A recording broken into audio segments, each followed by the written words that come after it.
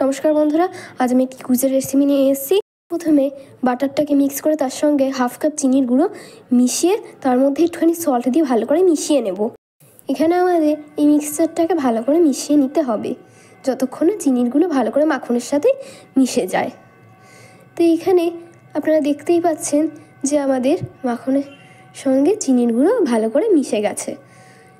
এরকম একটা কনসিস্টেন্সি এসে গেলে আমরা এখানে 2 টিস্পুন ভ্যানিলা এসেন্স দিয়ে নেব।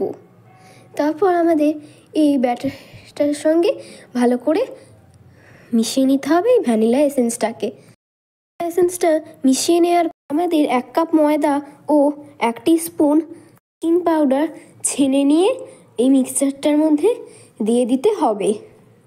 মিক্সচারটার মধ্যে ভালো করে ছেনে নিয়ে শুকনো উপকরণগুলো দেওয়ার পর আমাদের এইগুলোকে ভালো করে মিক্স করে নিতে হবে যতক্ষণ না বাটার ও চিনি ভালো করে ময়দার সাথে মিশে যায়।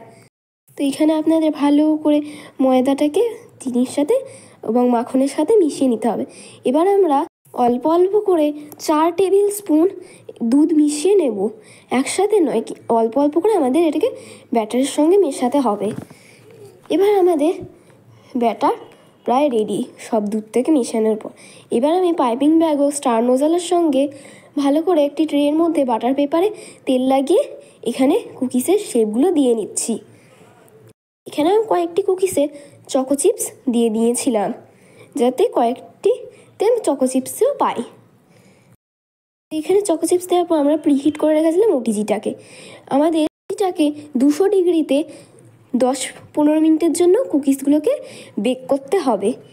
এবার আমরা এগুলোকে ওটিজির ভেতর ঢুকিয়ে নেব এবং সময় হলে আমরা এগুলোকে বার করে নেব। আশা করি এগুলি আপনাদের ভালো লেগেছে, আপনারা অবশ্যই ট্রাই করবেন। এবং লাস্টে দেখুন কত সুন্দর হয়েছে কুকিজগুলো এবং নরম।